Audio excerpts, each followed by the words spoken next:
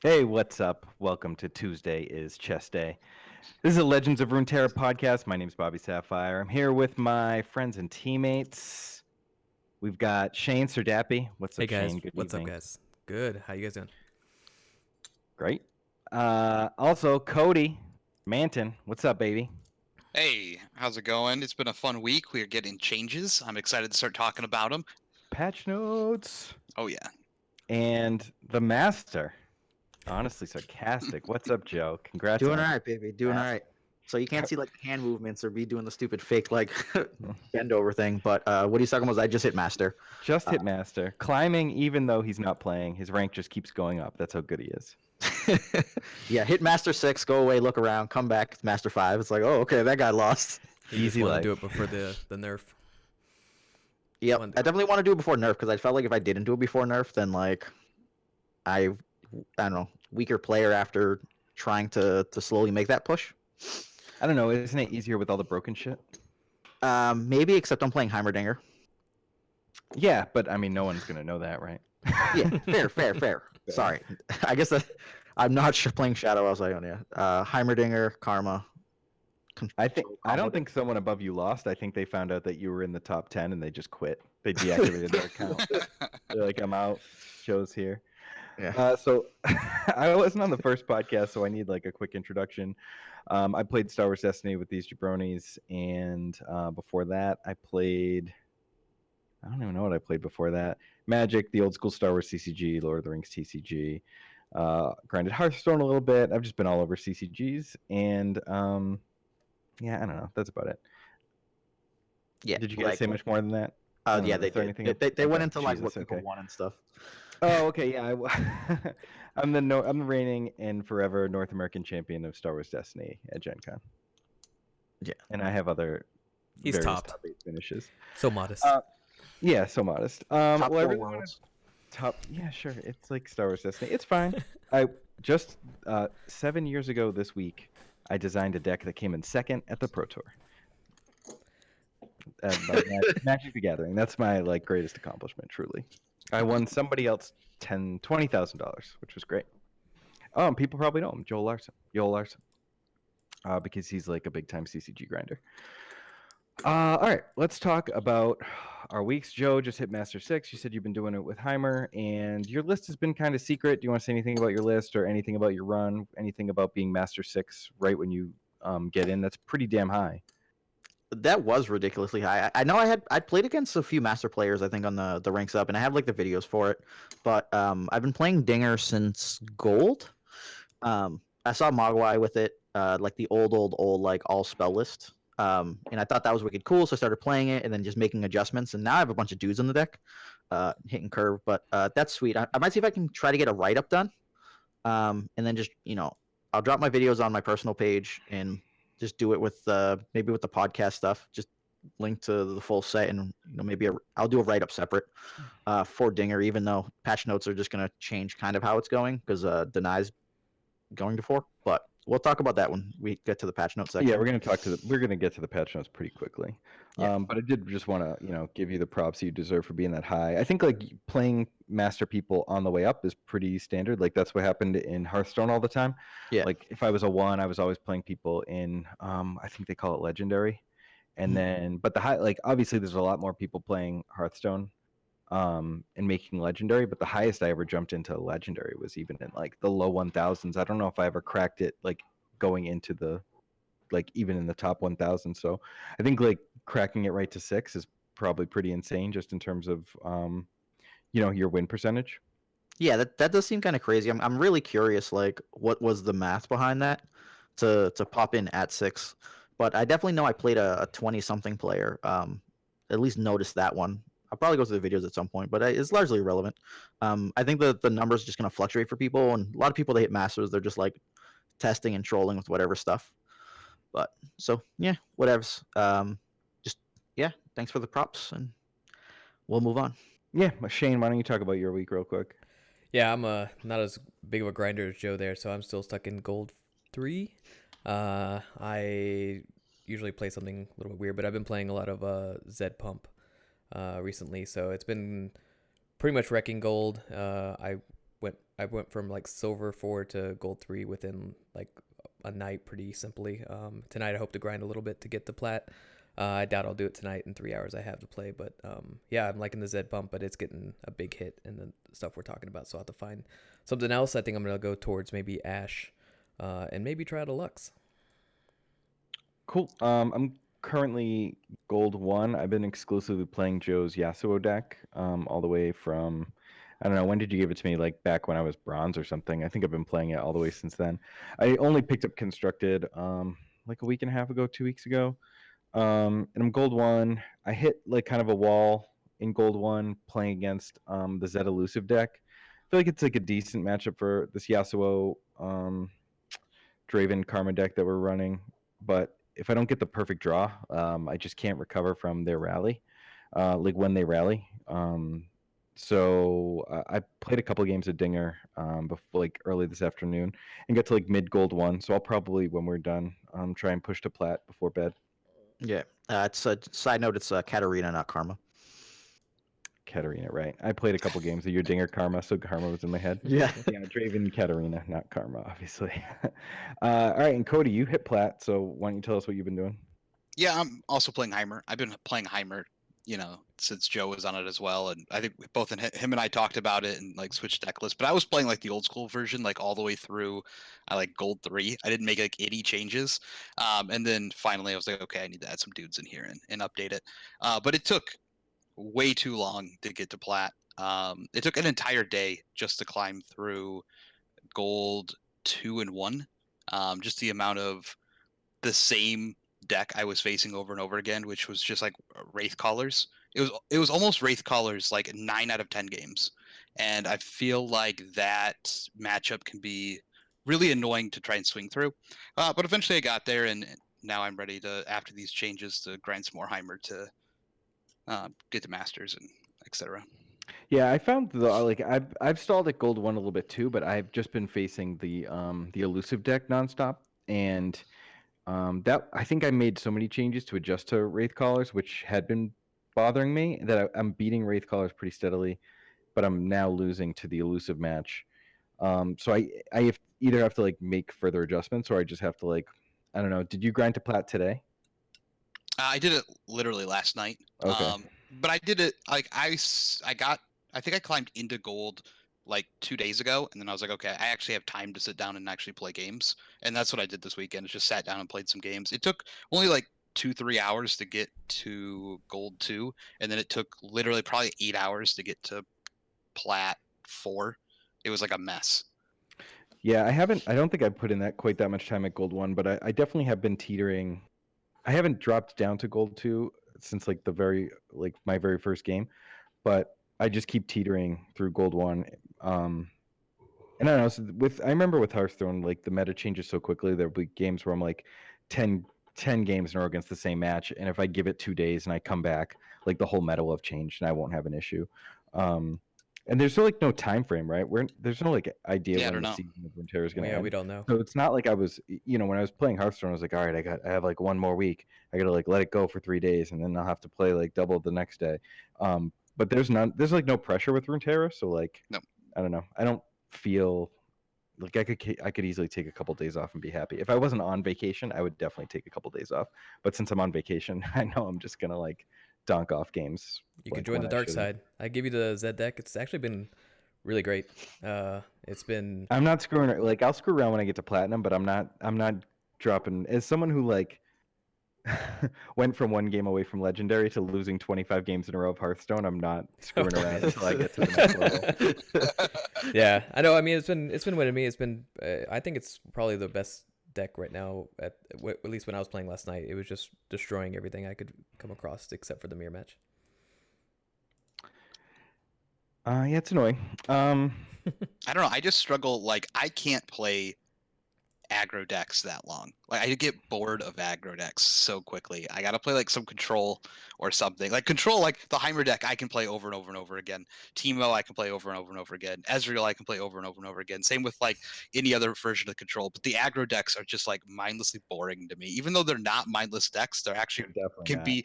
they can be extremely complicated to play. They just aren't fun for me. Yeah, for me it was just I don't have a lot of time to play, so like an 8-minute to 5-minute match sometimes because on turn 4 I'm standaloning my elusive guy and hitting him twice in that turn. Yeah, that's really nice. So I like the quick grind. There's mobiletics. Go ahead. No, I was saying, you'd be surprised how many people scoop after you kill like their third guy in a row. Yeah. Mhm. Yeah. Does mobiletics give the time limit for the match, like the average game time? I don't think so. That was something that the Hearthstone analytics apps did that was really sweet. It was like, oh yeah, you can play this deck, but it's like 8 minutes per game, or you can play this deck and it's 4.5 minutes per game. And it was like, you're just trying to jam as many games as possible into a small time frame. Yeah, that's fair, especially if you're looking at like 60% win rates. But Mhm. I can't. It like breaks my heart to play like that. Like I would rather play a 30-minute game and win like 80% of my games than play like a 4-minute game and win 60% of my games. It's those games where you play them and they're 45 minutes and you lose, and it's like I just wasted my life. Yeah, that's I just don't have enough time to play, so I have to play the ones that I think will go quick. well, Runeterra's fast, so that's why it's beautiful. It's pretty Like, fast in you general. get like what 15, 20 minutes is like the long game. Yeah, 15 is a long game, I feel like, but I've definitely had a lot of round 4 scoops. It was obscene. All right, we want to get to the changes. Yeah. All right. So patch notes 0.9.0. These are quite a few balances that we got, much anticipated. We're just going to go in order from the infographic that Joe is showing on his screen. We're going to start with Lux. I don't have the infograph on my screen. What? I'm a terrible person. This is a professional grade podcast here. I'll get it there. I got to put you guys on my right screen so I stop looking over to the side. All right, we're going to start with Lux. Lux's big change is that she got thick. Lux went from a 3-4 on her front side to a 4-5, and then from a 4-5 on her backside to a 5-6. So that is nice and thick. I thought she was already decent, but they obviously want to make her a player. I mean, Lux has got to be the most popular League of Legends character, right? There's like 10,000 skins of her. And she's just not represented in the meta much, so I think they're just trying to push her. My problem with this was I didn't think it was her health and stuff that made her like not be played. It's that big 6 at the corner that I thought stopped her from being played. Like, yeah, it's nice that she's bigger, and yeah, that's like not a bad thing, but that was a real problem. Is like, okay, I want to build around this, but I can't play her till 6, and like elusives are just killing you on 3 and 4, and so like you can never drop her. Mm-hmm. Yeah, I mean, I don't disagree. I'd be shocked if they changed the curve of the champions. I feel like the champion curve is pretty cultivated, and they want it a certain way. But I mean, anything can happen. It's possible that if this doesn't work, that they do look at making her a 5. See, I think in a Like control deck that she's close to being playable right now. Like, you guys are, I think, obviously playing Heimer, and you're getting to 10 with Karma, right? So I don't think that 6 for Lux is much. We're getting to 10 on Karma off the back of the 5 off Heimerdinger, though. Like, but you're not going to get that off of the 6 on Lux. So it's Like, not getting she's to not gonna 10 versus carry. aggro. It's not getting 10 to get to aggro. It's when you're Yeah. playing against the control decks, we're going to 10. Because the control mirrors, we're not killing each other fast. We're like doing a lot of maneuvering and making sure we just kill whatever guys. So it's a slower game, and like Karma covers those ones. Whereas like the rest of your deck would have to be doing that for then Lux to come in and abuse stuff. But she's a really solid blocker at 6, right? So 4-5 barrier. Okay, if they don't have a ping, she can just smash that guy or swing in. It's after that. What spells are you actively going to be casting a ton of? Because Demacia is single combats, some pump spells. Yeah, that's what I was going to say. It's a region that really slows down your ability to stay alive early, especially like when you're looking at a control deck like Heimer Karma, and all those burn spells. Like, Demacia just doesn't have it. It's all pumps. Yeah, I mean that's the big problem. I think she's a good card. And she might be way more playable now because of the other nerfs that are coming. Might actually slow the game down enough where she's viable, but just the stat increase. I think you could have almost not done the stat increase, and she might be fine with the elusive changes. But they're always good. They're not bad. I'm just not super scared if I see a Lux. So in case you didn't know, on her flip side though, the fleeting, the ability she makes isn't fleeting. Yeah, it's They'll permanent. just they'll just stay in hand. And 0 for 4 is really good. And overwhelm, right? You know the 4 is an Overwhelm, yeah. Yep. So she just burns past. Yeah, it's sweet. I mean, Final Spark is great. Yeah, anything else to say about Lux? Who do you see, like, what kind of deck do you see her in? Like, where do you see her partnered? I'm trying to think of good 6s, and all I can think of is Harsh Winds. Wait, so you know it doesn't have to be like a 6 cost. It's up to 6 once you spend. Yeah, yeah. 6. So like you can Yeah, cast a 2 and then a 4. Yeah. So the issue, she has to be in play and seen it, right? So I guess if you could in theory go Heimer Lux, right? And then you're just doing your thing, you're playing some spells, and then you get her down, and as you're doing like the Heimer stuff or whatever draws, she could make the final sparks. Burn a guy out, burn out a second guy, and then you're like getting there. If you deny something, that's 4 of the 6. Mhm. I just don't see when you play Heimer and then play her and then play things then to play, make a things. Like spell. you're just you can't play. You just can't play anything. Like she's all of your 6. See, I see playing her And on 6 the back end of A a 6 is too opponent turn. important. I think I'm playing her on the back of a opponent's turn, and then I'm going in the next turn with full mana to abuse her. I'm trying to set up a turn where I'm living through that 6 mana left, and I'm just gonna cast her and then go into the next turn with lots of mana. She does use the same combo cards that Heimerdinger does, right? Like if she goes Flash of Brilliance and then like Get Excited something. Actually, you lose no, you have Get Excited still. Flash of Brilliance to like a Get Excited, then she has the final spark. So you could end up doing that to clear off one guy and then slow kill off another guy. She's also in that vein where you can drop her right away if you have an opportunity, and because of her barrier, like she can legitimately block. Yeah. As opposed to like, do I play a spell here? Do I play something underpowered or whatever? Which can be good. Just how you structure your turns. It'll really depend how slow the game gets. Yeah. I think she's great in a slow meta. If the meta's too fast, there's just never a good time to play her. All right, you want to move on to Yas? Yeah.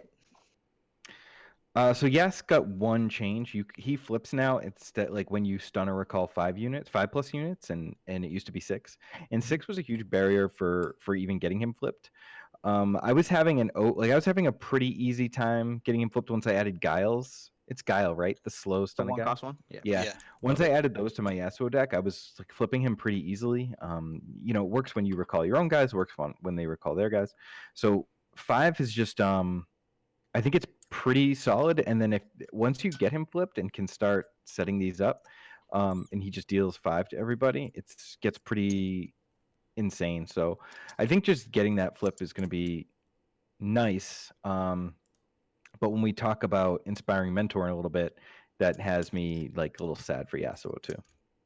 Yeah, I mean, it said in the paragraph like the reason they did this change is because everything they nerfed hurt Yasuo when they didn't mean to.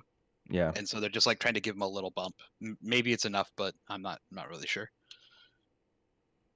I liked him already. I think he's solid, and I think this will just make him hopefully a little bit more consistent with the flip and make you able to build it around him more so. I felt like he was just an extra when you landed him. He got value, but now I think you can maybe build around him a little bit more. I think he comes down and like immediately dies a lot, because especially with like deny nerf, it's like even harder now. You can't play him on 4.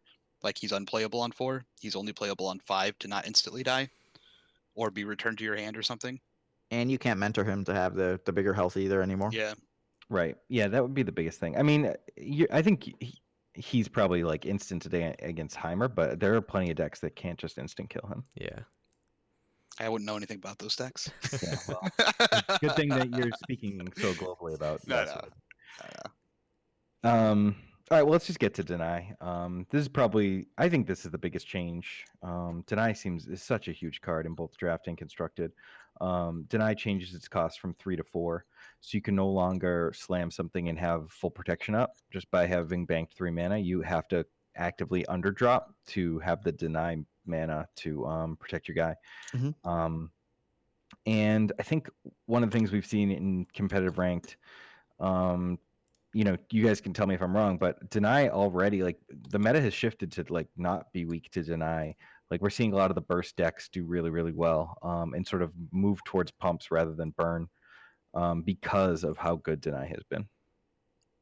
Yeah, I mean, it like changed the meta. I think this is the most interesting change, and some people like it, some people don't. I'm super excited about it because it means I can stop playing this class. I can start playing other colors, which will be nice. But I'm really curious to see where the meta goes as far as like big spells. Like, is it possible now to play your 6 and 7 slows? I don't know. I know other people were already moving it down to 2-ofs. Like, I feel now that they've put an extra 4. I mean, I think you don't instantly add it to anything you're playing Ionia, right? I think it was before an instant add. Now it's like, oh, do I really need it? Where does it fit? But like you said, Manton, it allows you to open up. Like, I don't feel like I have to play Ionia to get these denies to make sure I can stop big spells. I think it's still 100% seize play. It still does exactly what you need it to. The difference now is that you can't go, okay, skipped 1, skipped 2, Z on 3, I have a deny backup. Skip 1, skip 2, I don't know, protected Draven or anything like that. Protected, bounce guy on 3. No Heimerdinger on 5 with the 3 spell mana to deny backup to keep him Just protected. slows every deck that relied on it down by a turn. Yeah. Yep. So like now Hecarim too, same thing. Like if you still want to play Hecarim with denies to cover his butt, you can't cast him on 6. So there's I every time I played Thermo on a Hecarim that came on 6, I was afraid. I was like, oh, did he curve out? If he curved out, he doesn't have deny up. But if he didn't curve out, then I'm just like, oh crap, oh crap, oh crap. Jam it. Did I get in?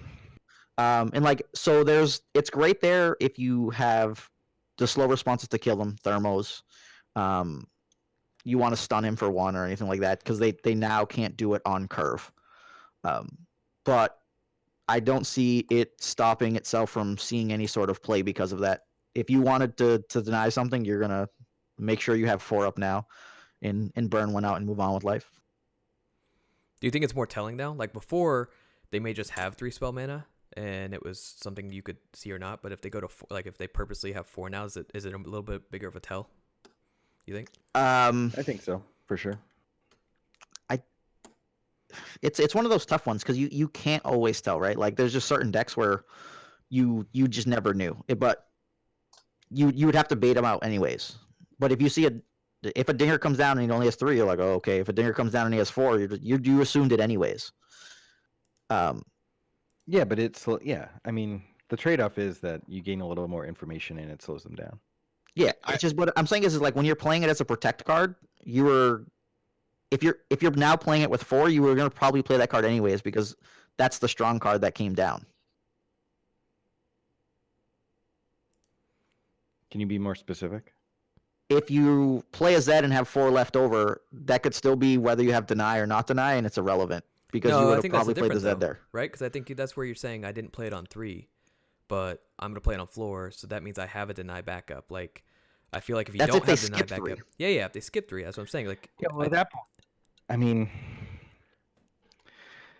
we have to really get into like the idea of the structure of the turn, right? Because if you had the coin on 3 but you didn't play it, and then you play it after combat on 4 with 4 up, I mean, then you're geared up to go into it with 5. I don't know. I think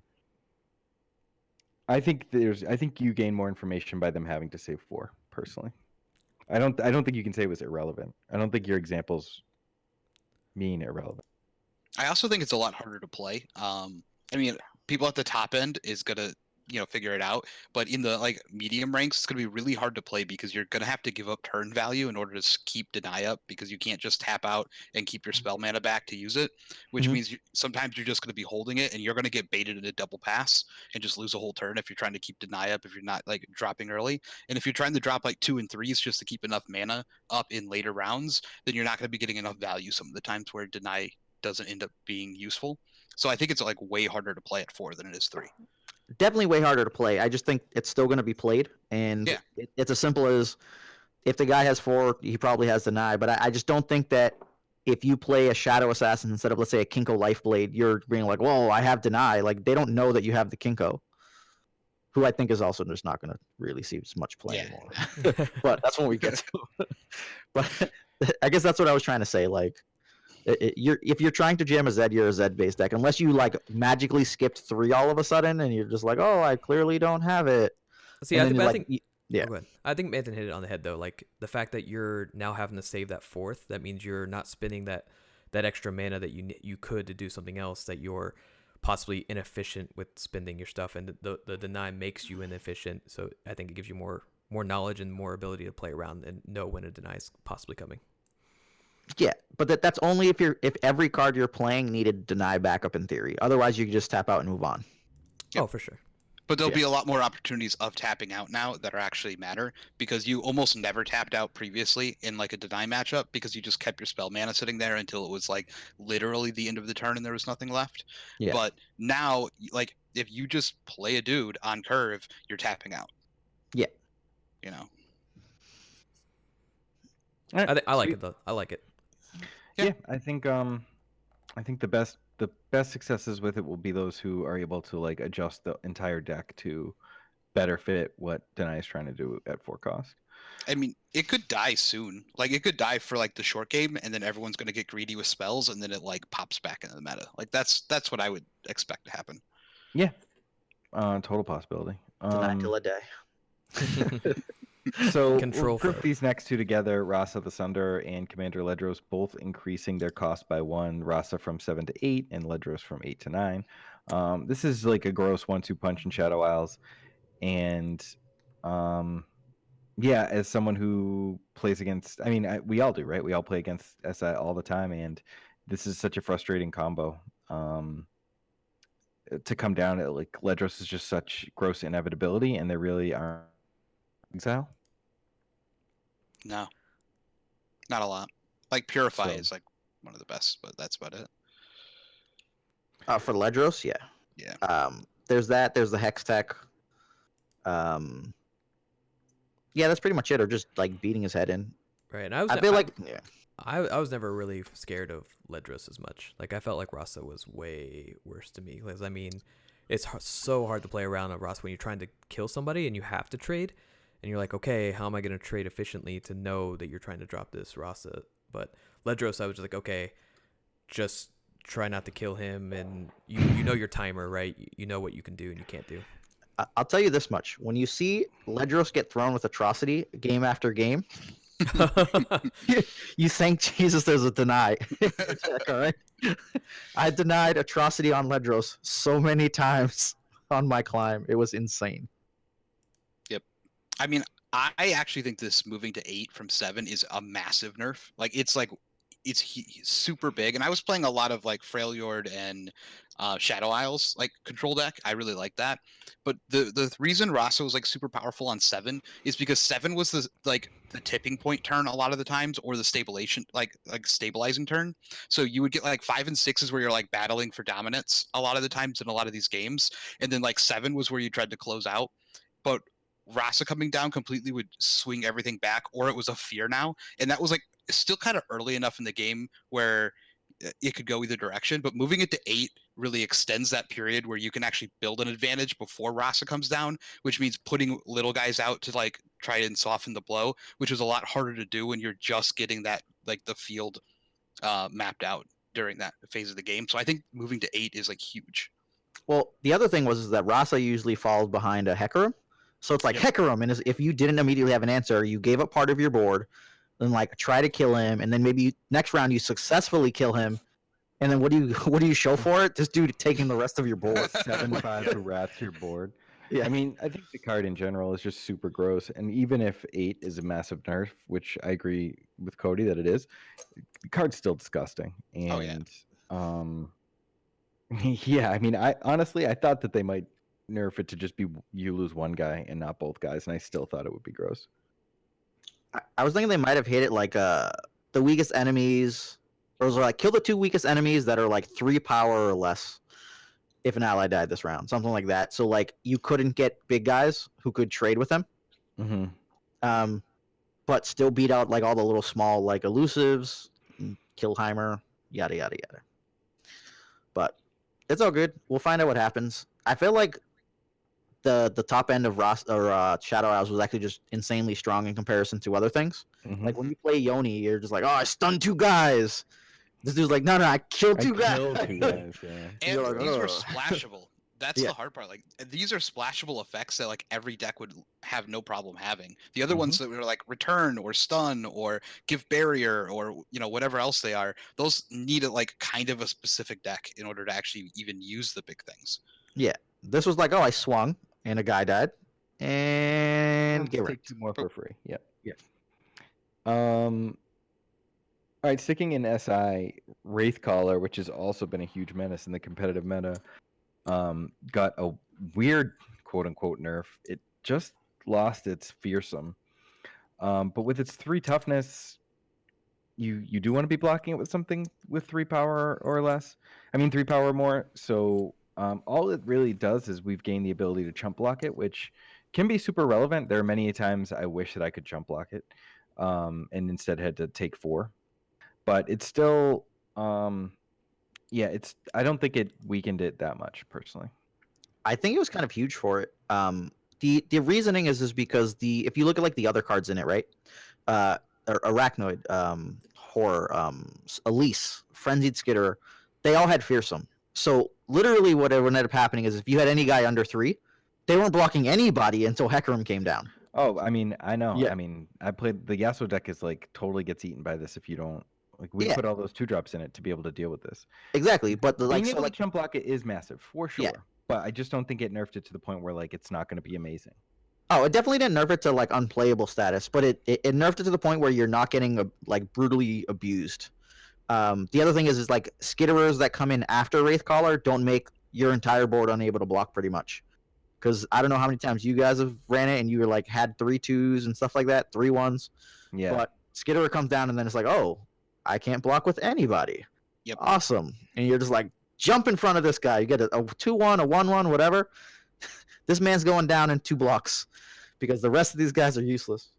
And I like their explanation. It makes sense. Like this little nerf just makes the game more playable instead of you're just staring at your opponent's board like, okay, you do your thing. Hopefully I can do something next round.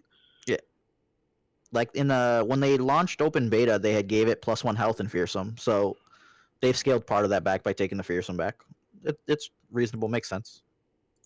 Yeah, I just still think it's like there's a whole deck where it's really really good, and that didn't change that. I can definitely see life where people maybe not kind of weigh their decks to the 25 or 35-5 for the allegiance now, where they're like, all right, 4-4-3, whatever, and if I hit 2 out of 3 times, 4 out of 5, I'm okay with it. Where right now they're just like, no, I want to hit 7 out of 8 times. Yeah, I think you're crazy. I think people want to feel good, man. I think people just don't want to feel bad. Yeah. Missing feels bad. I know anytime my opponent misses, I'm like, ha. Yeah, but without fearsome now, it's like it's not nearly as relevant. Yeah. I mean, you're gonna be able to live longer, that's for sure. But yeah, I still think it's good. That's all. Oh, definitely still good. It Dappy, comes with you've the been body. awfully quiet over there. You got anything? No, you guys are hitting everything. I mean, I think it's still good. I think it's gonna be played, and I think you want to hit that allegiance 7 out of 8 times still. I don't think you want to mess that up because I do think like the pump from the miss rate is too good. Relevant. Meh. My thing is just that like he used to often come down and swing for 7, no questions. That 7 was not getting blocked. Very few decks seemed like they could actively fight with those 2 guys that came in, and now you could at least block him and you take 2 or 3 based on if an actual Wraithcaller, a Mist Wraith came down at any point earlier. Yeah, that's what I mean. I think it's great that you can block it because I'd rather save that 4 when I couldn't. I take 7 instead. I'll take 3. Yeah, it's beautiful. Sentry is now playable again. Let's bring it back. The 2-1. Oh yeah, Verosan Sentry. Yep. Yeah, that was a brutal time. Every guy that was 2-1, I was looking at like what's the 2-1 that gives us the 2 spell mana back? I know who you're talking about. Yeah, in Zon. Tilt over, yeah. Yeah.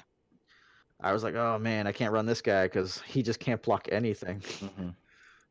Feels bad. All right, let's talk about this next one. Shane, why don't you start us off? Inspiring Mentor is now it's pretty crazy. It still costs 1, but its toughness has been increased to 2, and it no longer gives toughness to the card it buffs in hand. It only gives +1/+0. This is a huge nerf. in my opinion, to Inspiring Mentor. Just being able to, give Conspirator that 3 toughness and then bounce back to hand and give something else added toughness has been so huge and such a major part of this rank meta. It's just a huge effect. Yeah, I think it's a huge nerf. I don't even know if I play it anymore. I actually would have liked it better if they would have just done the toughness instead of the attack. Like I just gained more toughness instead of damage.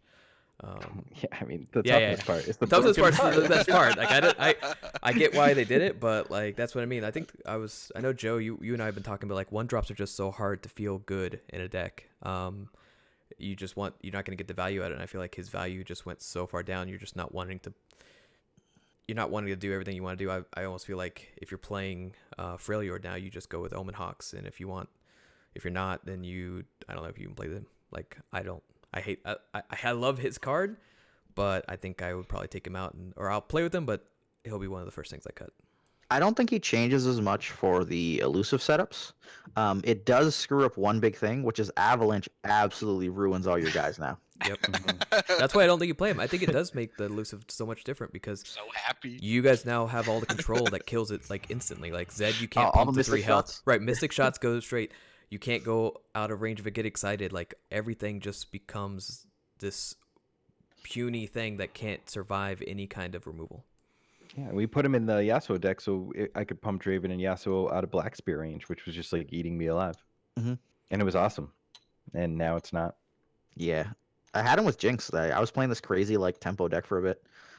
That I could just pump Jinxes and then like dump my hand of dudes into play, and then just like whatever, they all died. Now Jinx is getting me 2 around. Like, and it's sad, but it makes sense, man. Like if you played against enough of the Conspirator, you were just like, go away. Yep. I hate Yeah. I mean, you start like tilting and bolting the 1/1 so they can't bounce it back. Yeah. And then they just like play something else buffed and they didn't have it anyway. And you're like, ah! I thermoed him for no reason. No. Yeah. No, I agree. It needed to get changed, but Yeah, I don't it's think the completely 2 health insane. really on him really makes up for what happened. Like No. They just did that so he could beat other guys. So like he could beat up the Yeah. aristocrat, right. eat up some 1/1 spiders. I like it though. I like giving it that. Where'd the toughness go? Right here, baby. Right in my caboose. I mean, Mike, do you play it in your Yasuo now? Or do you look for something else better? I don't think there is better.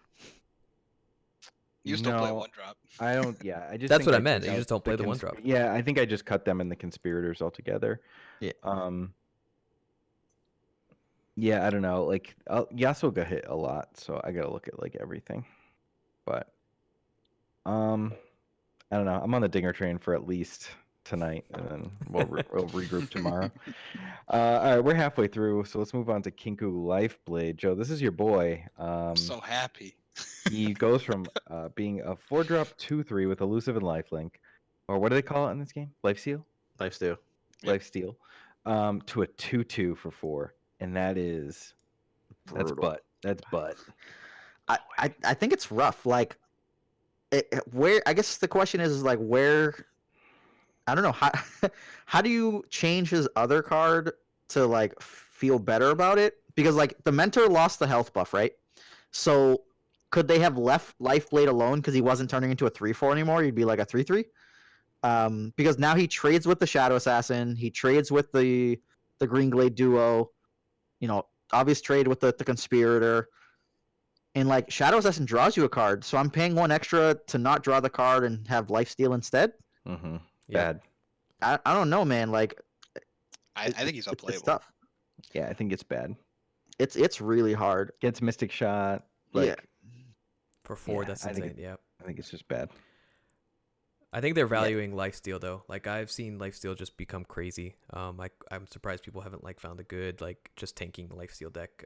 Yeah, I mean that's the only lifesteal other than Mentor assisting that got nerfed. Yeah, it's just because it was elusive and the main issue was that when they pumped it to a 5/5 permanent and then it was just swinging, like you could swing with 3 guys and you're still losing the race. Yep. Like, Mhm. oh, I'll take 6, and then you're like, all right, well you take 5, and I've only technically taken 1 now. Good luck. Yeah, it's gross. Yeah, so he's great with pumps, but he's just like kind of trashy now without it. Like the cost differential is just too large. But so I think he takes a dumpster dive for a little bit early on. If we're seeing a lot of kind of not necessarily burn, but a bunch of like rush decks, then maybe you see him try to cover the life gain, play him for 4. You swing in for 2, you block a guy for 2. Okay, so essentially you've traded and gained like 4 health, hopefully. Yeah, he becomes a lot more utilitist rather than like, oh my god, broken. How am I going to Yeah. compete with this? He was so good at blocking 2/2s as a 2/3. Like he would just be like, "Oh, I'll whatever, jump block over here. Obviously. That guy's dead." Yeah, but I just mean like because if you swung, you couldn't swing with the 2 power 2 health guy, or just 2 power guy in general because I would gain 2 health and stop the damage. It was just too Yeah. strong. He's just nuts. Yeah. Um. Now I'm sad. Gotta pour one out for my homies. So here's one that I really don't feel like nerfed at all is back-to-back burst spell. Give 2 allies +3/+3 this round. It went from 5 cost to 6 cost. I feel like 5 has been a little too early for it to be super relevant, and because of bank spell mana, that this is like almost not touching it at all. I would have rather have seen this go to only +2/+2 rather than have its cost increased by 1. I think it's fine. Like the difference between having 5 and 6 up is actually very large. It's much harder for them to cast the guy and still have enough up. So like what you could have 3 spell mana before and just need 2 left over, so you underdropped a small bit to have it up available. And 6 dumps so much of your round that if your guy dies in response or gets bounced in response, like it's largely problematic. Like sure, killing it in response is really hard, but even if it like forces a trade, that's rough. Yep. I mean, before you could just like skip your 1 drop, play a 2 drop, play a 3 drop, play it on 4. And Yeah. so like you can't do that anymore. That used to be a huge strong defensive play, especially if like they were on odds. You would just skip your 1, play your 2, attack on 3. They would go to swing back, and then you just blow their whole board up, move on to your round, drop a guy, swing in, and then like you're so far ahead that it's an issue. So I think that going that 6 is actually a really big deal. Shane, It's still anything? amazing. You're still throwing it in every deck. That Yeah, really it's just wants to it's play still it. really really good. I think like it seems very similar to the deny change where they're delaying it a turn. They just want it Yep. pushed back just a slight bit. I still think it's really really strong and it can still be really really effective in those later turns. But yeah, I see your point where it's no longer that turn 4 play that's just completely busted.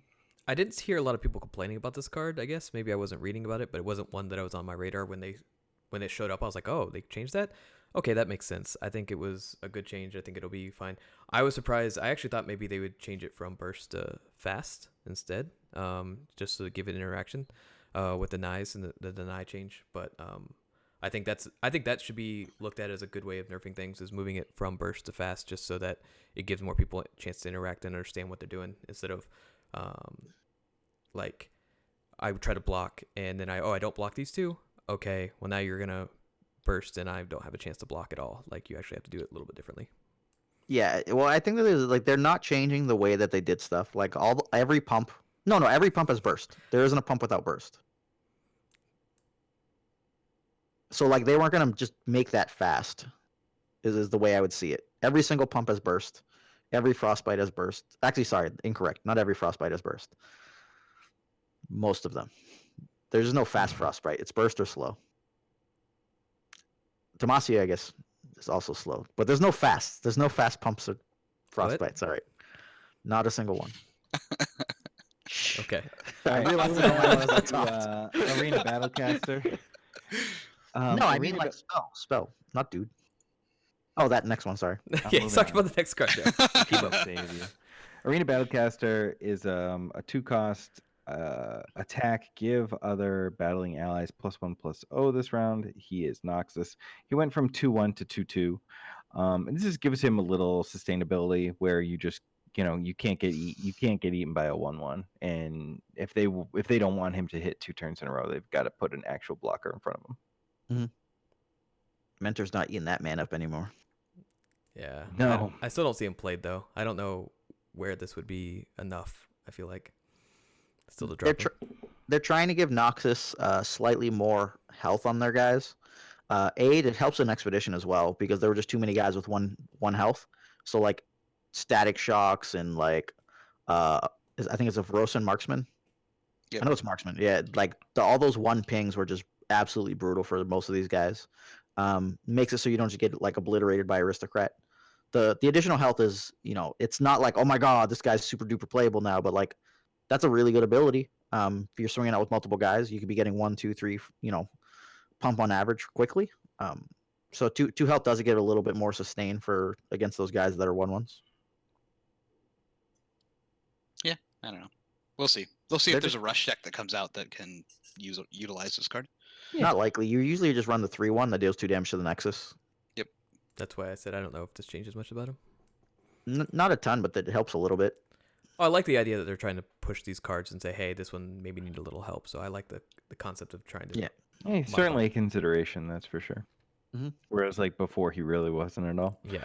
Yeah. This next guy isn't also got a defensive buff in Noxus Crimson Curator. When I survive damage, create a random Crimson unit in your hand. He was a 3/2 for 3. Now he's a 3/3 for 3. There are only a couple Crimson units, and none of them.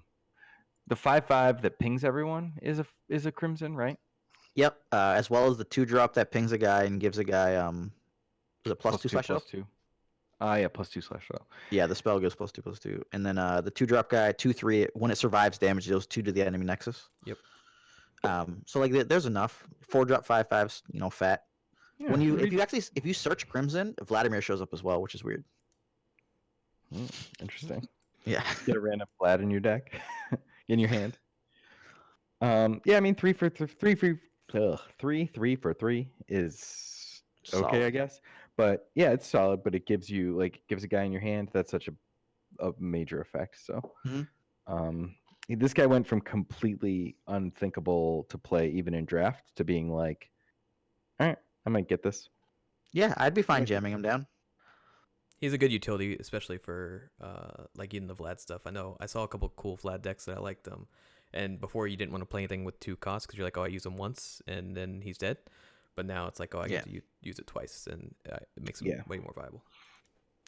Being able to eat up 2/1s is largely important, especially in Expedition. So many value 2/1s. Yeah, I think this is a good change for him. Next one up is Jeweled Protector. That's the 5-cost 3/3 that grants an ally in hand +3/+3, and they made him a 5-cost 4/4. So giving a little more health, but not. I think the paragraph said something like, want to make him a little bit more playable to not completely demolish the buff a guy in hand strategy because of the nerf to Mentor.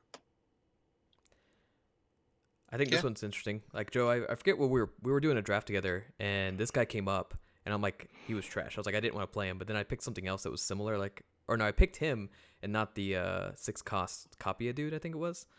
Zephyr Sage, yeah. Yeah, and I like Jewel Protector more than Zephyr Sage there, but I think this is needed if you're really trying to buff in hand. I still don't know if I play him over I don't know if this is the new Mentor, but I don't think I want to pay 5, buff 3, and then bounce him back. But buffing 3 is always good. Manton, no thoughts? Go ahead. No, I just keep looking at this and going, man, I'm so glad I don't have to play Ionia anymore. And I could look at some other regions. All right. He put it out there, folks. Let's find out. My big thing is I never want to draft him, but then he gets played against me in draft, and I'm like, this guy that I hate is actually kind of decent. So I think in Expeditions he'll see a little bit more play. I think I think that 4/4 body is just more relevant. What's the What's the Freljord guy that gives +3/+3 in deck if your allegiance hits? Do you know what his size is? Yeah, he's a 3/3. He's a 3/3. He's 4. He's a 4-drop 3/3. 4. Yeah. Okay, so I think that puts it in line there. That's what I was trying to think of. So I actually like Jewel Protector a lot. The dilemma is more Expedition than ranked. The issue is that 5 cost is a lot, and you're normally around that time is when you're looking for your key big cards, your champions, things like that. But if we look purely from a stat wise, the expectation is you're going to get power and health equal to the cost of a guy. So you would expect a 5-drop to be like a 5/5 in a really mediocre ability. In theory, he's getting 7 or giving total 7/7 worth of stats, provided you have a guy in hand. So I don't know if there's some person you would super want to pump, but if you're playing anything with like Overwhelm, that +3/+3 is largely relevant. If you have like a big champion there, like if you dual protector and give a Hecarim +3/+3, good luck killing that dude. like Yeah. any of the elusive guys, they get +3/+3 are going to be absolutely obscene because they're going to pretty much be the size of the 7-drop. So I think from a pure stats perspective, he makes total sense. I could see where he never sees play just because playing this guy for 5 isn't going to be, normally speaking, game winning there, and then you have to like play a guy the next round. But total stat wise, that makes perfect sense. And I could definitely see it seeing play, especially if you have any of like the cheaper guys that just don't have enough stats to be impactful, but their abilities are kind of insane. So then getting +3/+3 just puts them in this like crazy world on their own. Yeah, I don't disagree. Like, Yeah. the stats are great, and I'm more excited to play him in Expedition because For sure. he was already super strong in Expedition, I think. Yeah, I think that's where he's gonna shine. And I mean, Yeah. I don't see him as constructed playable, but I'm all for, I like that they're taking into account Expedition changes too. Yeah. Mhm. All right, Scuttlegeist got 1 change. It's 10 cost, reduced its cost by 1 for each ally that died this game. It's 5/5, and they gave him Fearsome, which is pretty sweet because I think it rewards you for getting him out earlier. And just makes it so even if you do get him out later, you just can't throw like a random jabroni in front of him. But I like that they're rewarding you for really making him happen. I think it made sense with the other changes with the Yeah. miss rates. I know they mentioned that, and I think that you have to work for it. That means your other fearsomes are dying, so you have to play something bigger that has fearsome, and I like it. Yeah, he just didn't seem good enough anytime I played him. I think it's Right. great in Expedition again. He was already good in Expedition. Yeah, he was already fine. But now, like, yeah, I think if there's a way to get him out early, like if there's a way to cheat him out, just gives you a little bit added bonus. Maybe, maybe that's what they're looking for, is for you to, maybe work a little harder to get him in constructed so that he can sort of be OP. Yeah, the ephemeral sets I think is where you'd probably most look for him. You like play the spell, make 3 dudes, so hopefully playing like Soul Shepherd, swing for like 6, and then like the next round or a couple rounds later, all of a sudden this guy costs like 5 or less. It's like, oh, okay. Are you still pronouncing ephemeral like that? I pronounce it No like one's 5 corrected you different yet? ways. Okay. Wait, was This is it Joe. ephemeral? Joe pronounce I said ephemeral. ephemeral. Ephemeral. Ephemeral. Ephemeral. Ephemeral? It's Yeah. ephemeral. Yeah. I'm gonna say it that's wrong now okay. because of that. I say it all sorts of different ways. It's based on whether I'm looking at it or not usually. It's all good. Joe and your pronunciations, I'm getting used to them. Terrible. I'm totally used to them. All right, last one. Tortured Prodigy, 5 cost. This is the guy from Shadow Isles. When an ally dies, refill your spell mana. Really cool ability. And they buffed him a little bit. They made him from a 3/4 into a 4/4.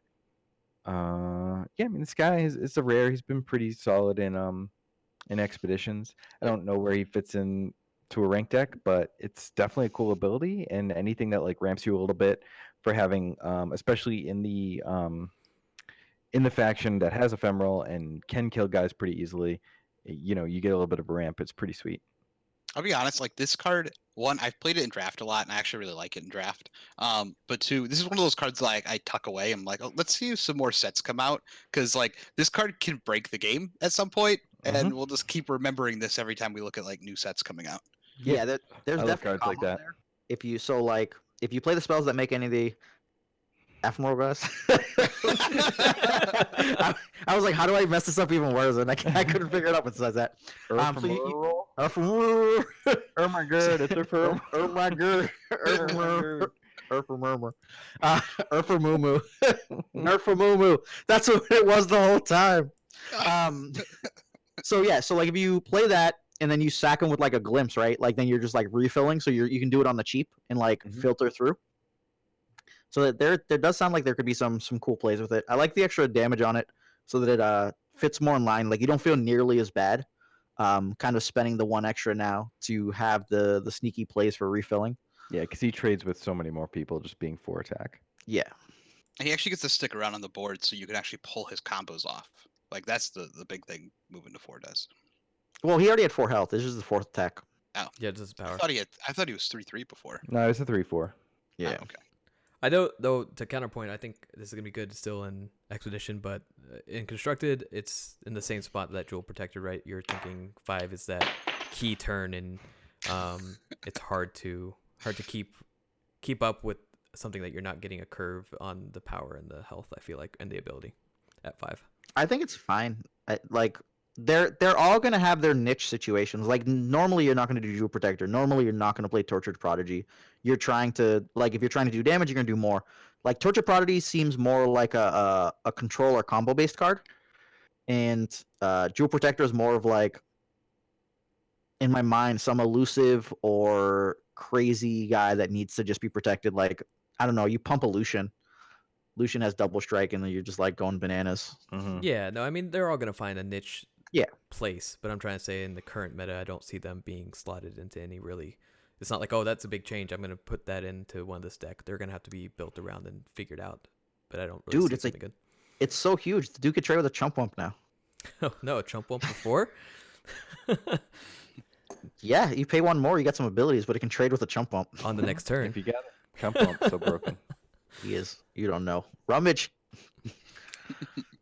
Ramage. Ramage. Yeah. We'll have a whole podcast dedicated to Chump Wump Rummage at some point. Once we unveil the power of Dinger. But that's all of the balance changes. Overall, how do you think the like upper ranked meta changes? It's obviously been one thing to note is that one region didn't get touched at all, right? Only one region? Oh no, 2 regions didn't, right? Piltover and Piltover and Frage, yeah. Fridge. Frisch. Fridge. Fridge. That one I can say.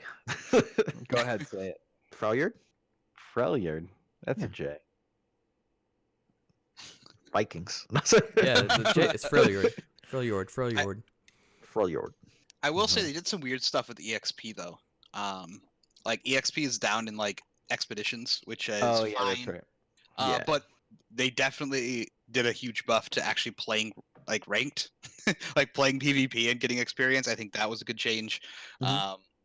6 wins gives you a little bit more shards, which is nice, but 7 wins gives you less, which makes me sad.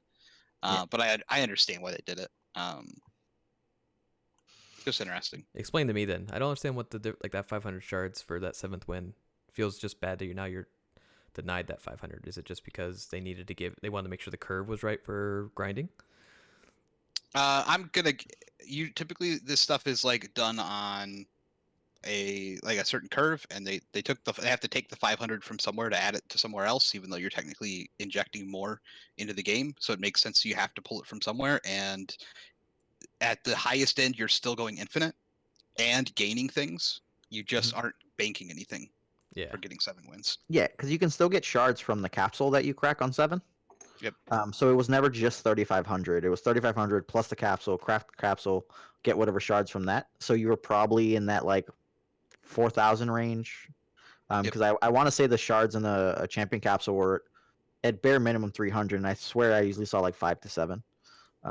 But don't quote me on that. Whereas at 6 wins, now it's a golden capsule and Golden chest. golden chest, and no, I don't think it's a chest. I thought it was just a capsule. I'm reading it right here on the screen. Okay, It's golden. a Yeah, so then champion WoW card and ch- golden chest. okay, there you go. And 1,500 shards, so half of an expedition. So I guess it does feel a little less terrible now, right? Like, so you're in the winning in, and if you lose, you got half. If you win, you got full. It stinks for like the people who were consistently going 7 win, but you got to steal from the rich to give to the poor sometimes. Robin Hood, let's go. I do like the So, yeah. XP change for the PvP though. That makes you never feel like, oh, I'm now playing just the grind. Like now you're actually gaining until you get, was it 20 with everywhere? Well, I dislike that they pulled so much from Expedition for it to pull it, and then like the extra for ranked I think is sweet. But I guess if you're not getting screwed on constant Expedition wins, then it's okay. But I already felt like weird, right? Because if you win what 5, you are short the 100 from the normal wins because you get 200 for like ranked, but you only get 100 for expedition. So you like that 500 went into whatever. Then you're going from 1200 with a 5-win expedition to 800. And your losses were also small. So like if you actually lost every other or something like that, like it's just the decrease is a little brutal. But it probably also evens out at the back end. And my concern is really going to be like chess stuff, right? Like how often did you go through expeditions to try to really get your chess going? Most of the time, like that was kind of how I get to 13 every week, Yeah. or I used to. I mean, not as much anymore because now I'm actually going to start taking ranked a lot more seriously. Mhm. But before it was like I would do my 3 sets, and then I would also do like 5 or 6 extra drafts after that every week. See, getting 7 wins for me on just one of the like expeditions, and anything after that was fine. And then just doing the quest daily got me to 13, so it never really. I actually like it better. Now I don't feel like I have to do the if I get 7 wins, I can retire and claim and go on and go back to rank. One way to look at it. But I'm excited to see these changes and see like what decks pop up. I think this hopefully opens up more playable decks, but I would not be surprised to see a bunch of like Ezreal, Heimer, and Teemo like right off the bat for the first few days until you see some things level out, because those are the 3 like popular outside of all the stuff that got nerfed. Yeah. I don't know. I'm now second guessing this whole champion capsule and whether that's shards. I don't think it has shards. I think it only comes with the cards that you already It might had. not. I don't think. Can Dude, you just look up what a champion capsule does? I can just go through my videos. You But can just scroll through. You can just go to your rewards page and click on a champion capsule. sure. It's not right now. Yeah, I'm just saying, like, if you're talking about going through your videos, it's like not close. Fair. Look at Ash's legs for a couple seconds, and then champion capsule. Highest form of capsule with 3 rares, an epic, and a champion. Okay. There Dead. you go. Nothing better than a capsule upgrade too, right? Yep. Oh, I love it. No shards. Yeah, Feels didn't so know. good. Especially like when it happens in your draft, in your expedition, getting that upgraded to like a champion capsule is so sick. Or platinum chest or whatever it is. Okay, so that's it, right? That's all we got. Pretty much. Like there's Put minor Avalanche stuff. in your deck. Frames per second. The deck build improvements. I'm going to be excited to see, because there are just some brutal times right now. Yeah, that's true. Like I guess Yep. we could have went through the whole list, but the deck building, hopefully the deck building mechanics just continue to get better Mhm. because they're so bad. Let me click on my thing to add or remove, please. You can do that. You could can just you can click the number to increase. click the number to go up, click the picture to go down, and then if you need to, right click it and craft it from the menu. Well, I swear that never worked before when I would try it. It would just remove everything every time. It's okay. I play on my tablet, so it's but no matter what. Accurate tapping. All right, so that's it for us. Anyone have any parting shots we need to take? Nothing from me, my friends, but hopefully these bug fixes. Oh, they're fixing the Anivia bug, where if you ripped it from the deck with like a thresh or something, it wouldn't level up. It'll level up now. That's sweet. Yeah, 'Cause I that's got- sweet. Having like 1-1 is really, really weird in Expedition. I will say the That's one thing I think about this is like coming from all of us coming from Star Wars Destiny, seeing a group of developers quickly change the set, be open to things, make fair balances, feels real good about playing this game. Yeah, 'cause FFG was terrible. And this, this is a video game, and like League of Legends, classically, like Riot's really good about that. Like Yeah. League of Legends changes all the time. Yep. Yeah, I'm always Oh. reading patch notes. yeah. Oh my god, I've read patch notes. So many patch notes when I used to play League. It's insane. Yeah, I love it. Give me patch notes all day long. Yep. But all right, thank you. Sweet.